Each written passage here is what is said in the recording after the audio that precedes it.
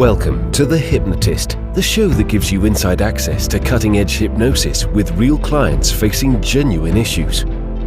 Brought to you by the hypnotherapist demanded by celebrities, CEOs, and even royalty, Adam Cox. These recordings took place live from Adam's clinic in London's world-famous Harley Street. This podcast features powerful hypnosis, so do not listen while driving or operating machinery. This recording is not suitable for those with epilepsy or severe mental health issues. So, get yourself comfortable and enjoy today's episode of The Hypnotist. Hi, it's Adam here, and in this episode of The Hypnotist, you'll be listening to a hypnosis session that I did with a lady who had made lots of very profound changes in her life, and had gone from being very dependent on people around her and effectively craving security. So craving security, craving certainty, to a new period in her life where she was then craving freedom, adventure, and new experiences. So a lot of things that represent uncertainty. And what was quite evident there is that she had fears connected to losing her freedom or losing control. And what was evident is that her life was this kind of pendulum. So she'd already swung from this period of craving certainty and dependency to this other chapter in her life where she really wanted not to be restricted by any feelings of control or burden whatsoever. And some of those were linked to the idea of being told secrets, for example. She represented secrets as a responsibility, conditions, certain things that impeded her freedom and were controlling her based on the conditions of that particular secret, for example. She was also craving new relationships and new experiences, but then had the fears connected with that. So a fear of being pregnant or having STDs, things like that. So what you're going to hear in this particular hypnosis session is that with her, all of the fears came down to, in effect, a fear of losing freedom and a fear of losing control. What I did in this particular hypnosis session is I used the opposite of freedom as a metaphor. Now, the opposite of freedom in my mind is a prison. What are the benefits of a prison? Well, it's a weird question to ask, but one of the benefits is that there is a lack of personal responsibility. Everything is done for you. You're fed, you're told when to wake up, when to sleep. There's a lot of certainty in that particular environment. You also have security because although you can't get out, no one else can get in. So what can happen for people that have severe anxiety is they kind of make a prison of their own making. Their world gets smaller and smaller because what they're craving is to control the variables. And the smaller the space, the more easier it is to control. But the sacrifice you make in being able to control the variables is that you miss out on all the experiences, because the moment you involve other people, rarely can you control other people. You can influence other people, but you can't control other people.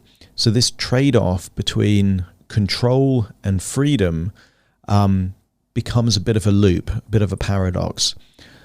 What you're going to hear in this hypnosis session is that she's in a prison, but each of the walls represent something, and the walls will only come crumbling down if she accepts a new belief system, a new way of thinking about what those walls represent, and also how to handle life outside of the walls of this prison. And it's things like courage, it's things like acceptance, it's things like taking personal responsibility, so that when things happen, you focus on what you can do about those things rather than trying to blame the source of a particular issue. I think if you're listening to this and you experience a lot of anxiety, or you feel the need to control situations or people, this will be a useful hypnosis session for you. Obviously, be aware that this was created for someone else. Therefore, some of the suggestions are going to be tailored to their individual needs and circumstances, and some of the suggestions are highly relevant for them but may not be relevant for you. So if you are listening to this thinking that you could benefit from feeling feeling that you have a better relationship with adventure, freedom, reducing anxiety, reducing the need to control, there will be a link nearby where you can book a free 30-minute consultation call with me, and I can explain what it would be like to work with me directly. But for now, though, find a quiet place where you won't be disturbed, relax, and enjoy the session.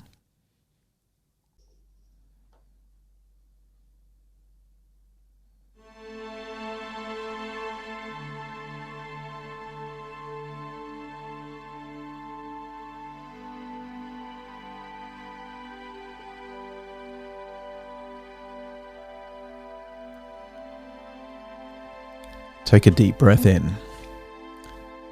And as you breathe in a resourceful feeling of relaxation. And as you exhale, just get a sense that tension, stress, worries are leaving your body in your outward breath. With your eyes closed, notice that you can give more of your attention to the sound of my voice. Your mind will naturally, effortlessly turn words into meanings and meanings into representations. Those representations could be thoughts that turn into movies that give you an idea of an alternative reality that represents what is true for you. And what is true for you is all that matters. Your beliefs don't need to be true for anyone else, they just need to be true for you. What you value isn't necessarily what other people value. But if things like freedom, connection are valuable to you, that's the only person that matters. Continue to breathe in and breathe out and just get a sense that it's time to let go of some of these things you've been holding on to. You still have fears that are linked to things that happened a long time ago, and you don't need to hold on to them anymore. You've acquired the wisdom, the lessons, the insight, so you can let go of those fears now. Any feelings of anger, frustration, you can let those go too. And as you start to let go of those things that no longer serve you, isn't it worth exploring your biggest fear?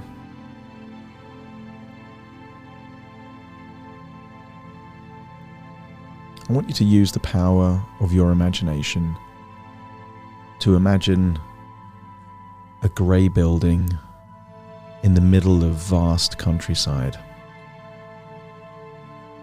This building is surrounded by a courtyard. The courtyard is surrounded by a very tall wall, and on top of that wall is barbed wire, security cameras, maybe even a tower where there is people with rifles. I want you to get a sense that this is a prison. I want you to imagine that you are in this prison, in a tiny cell, surrounded by long hallways, lots of metal bars, and that building itself is then surrounded by an even bigger wall with the wire and with those guards that are armed. I want you to get a sense that this prison does give you certain things. Although you can't get out, nothing else can get in. In many ways, there is a sense of security linked to this prison. There's certainty. You're going to get the same food at the same times every day. You'll wake up at the same time and fall asleep at the same time, have your breaks at the same time. I want you to get a sense that perhaps there was a time in your life where you needed security. You needed things to be predictable. You needed things to have an element of certainty. Perhaps because there was a time in your life where things were unpredictable. You didn't have certainty. Perhaps things were volatile, and for a while, that prison, perhaps of your own making, seemed desirable. And because you lived in that prison for such a long time, isn't it natural that you would crave the opposite of that existence?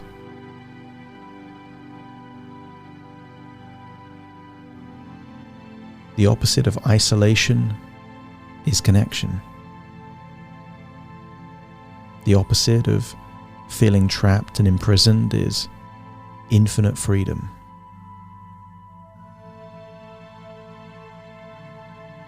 In a prison, you're not in control. Other things, perhaps even your own emotions, are controlling you. But outside the prison, isn't it natural there would be a desire to be the one in control?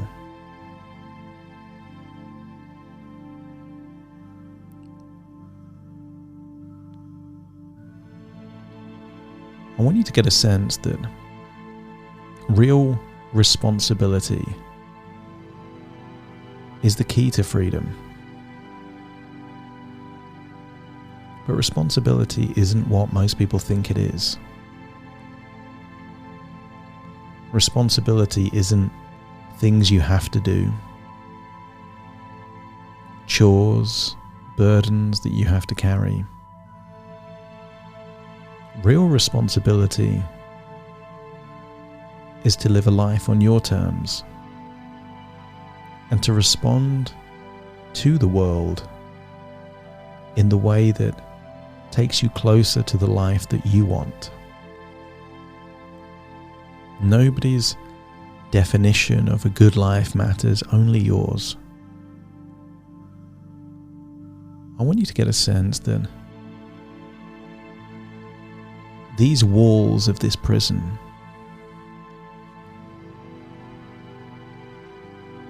can come crumbling down. One of the walls is certainty. And the wall will come crumbling down when you appreciate that the world can be unpredictable and that there are so many things that you're not in control of. Trying to control something uncontrollable is about as useful as trying to control the weather with your mind. And when it comes to the weather, you don't try and control the weather, you just respond to the weather. You know that the weather can be unpredictable. So you wear the appropriate clothing and you make choices as to whether or not to go outside or stay inside, depending on that weather. I want you to imagine you are now in the courtyard of this prison, and the moment that you accept that a consequence of freedom is uncertainty and unpredictability, then notice that that wall comes crumbling down. The guards look confused. That wall isn't there anymore. There is certainty inside the prison. There is lots of uncertainty and unpredictability outside the prison.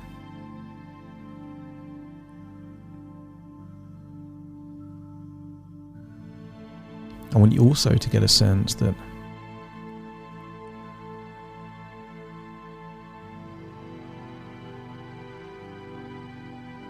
control is one of these walls of this prison. To be in a prison is to be controlled, to leave the prison means that you have more control, but not infinite control. In a prison, the boundaries are set for you.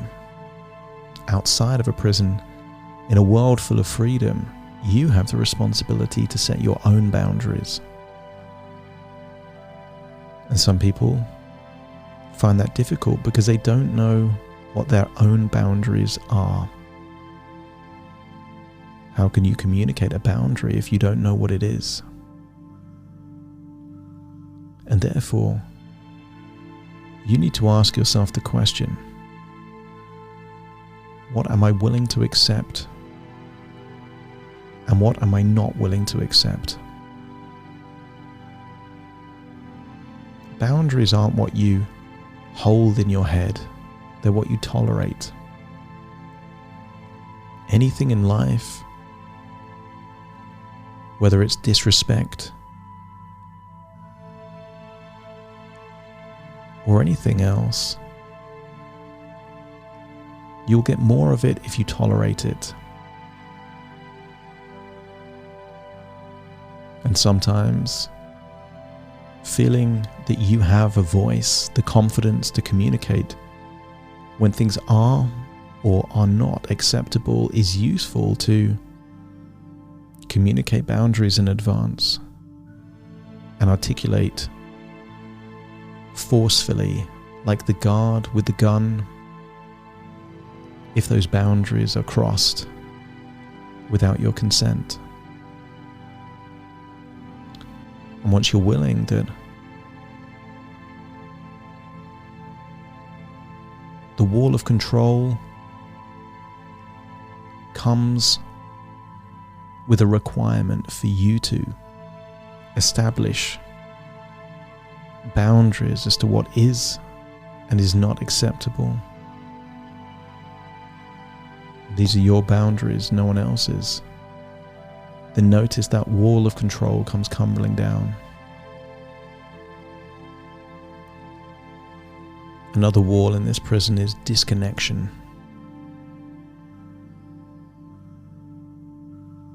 When the wall is there, you're separated from other people.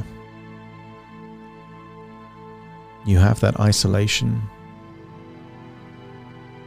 which means you're only left with yourself and your own thoughts to deal with. But when that wall of disconnection and isolation comes crumbling down, it's because you accept that connection is out there in the real world, and that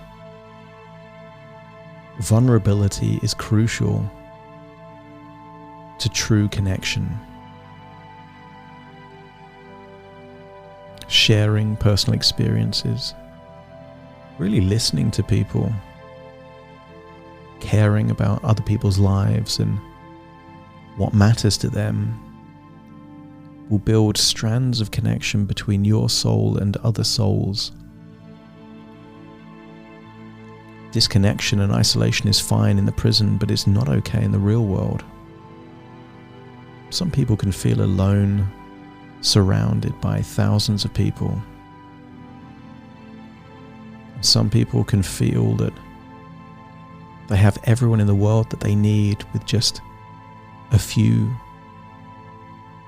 loyal friendships. I want you to get a sense that the moment that you accept that freedom requires connection, would you really want to be free if you were isolated on a desert island with no people? True freedom is only true freedom when you're connected to those people that share the same values and way of looking at the world that you do. And when you accept that this connection is crucial to a life of freedom, notice that third wall comes crumbling down. I want you to get a sense that right now there is nothing holding you into this prison. And the only thing stopping you from leaving the prison is a security guard with a gun.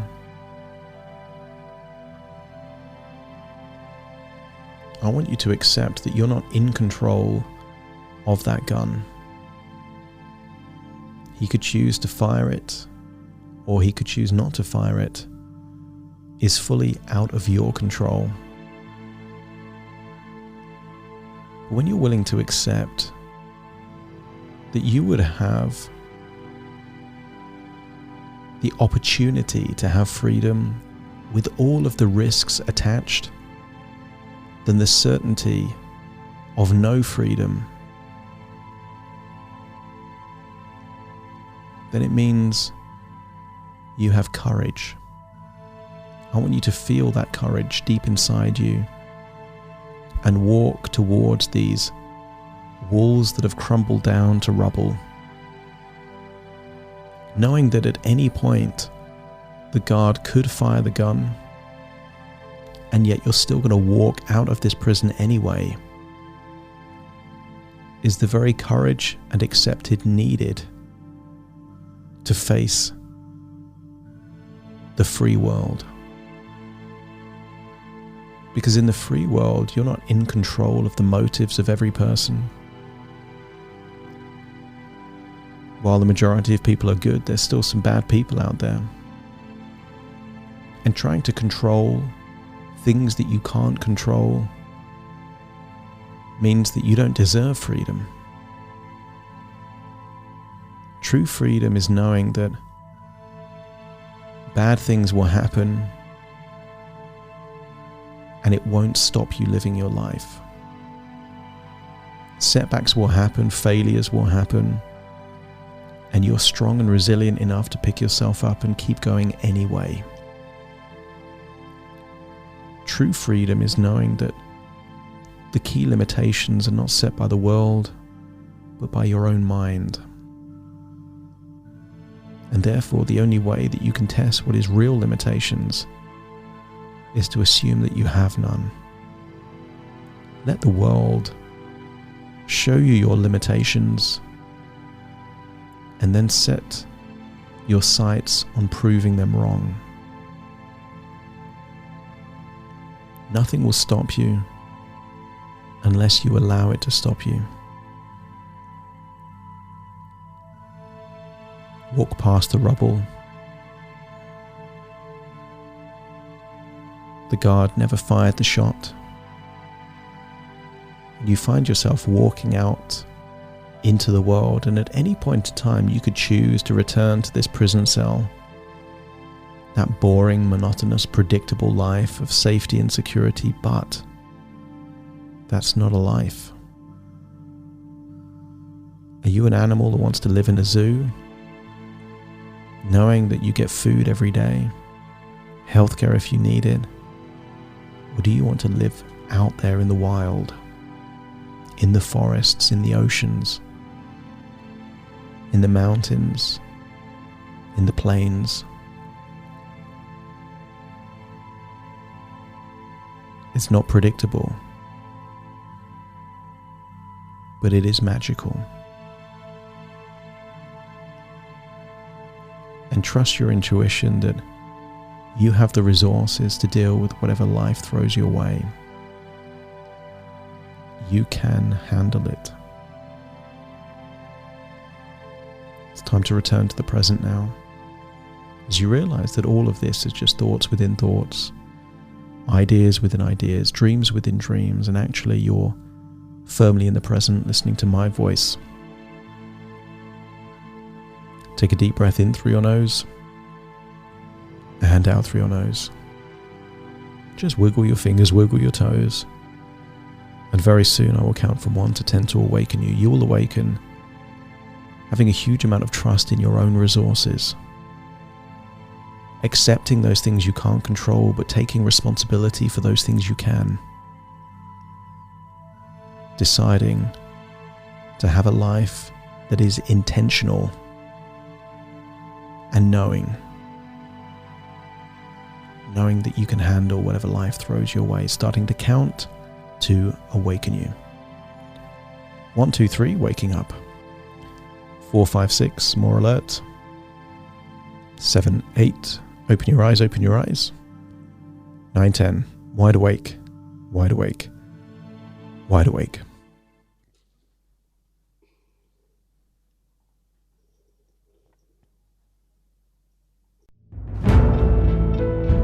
Thank you for listening to The Hypnotist with Adam Cox, the show that gives you inside access to cutting-edge hypnosis with real clients facing genuine issues. To automatically receive the latest episodes, please subscribe. If you'd like to support the show, please share this episode with just one friend you think it could help. And if this episode helped you, please leave us a 5-star review.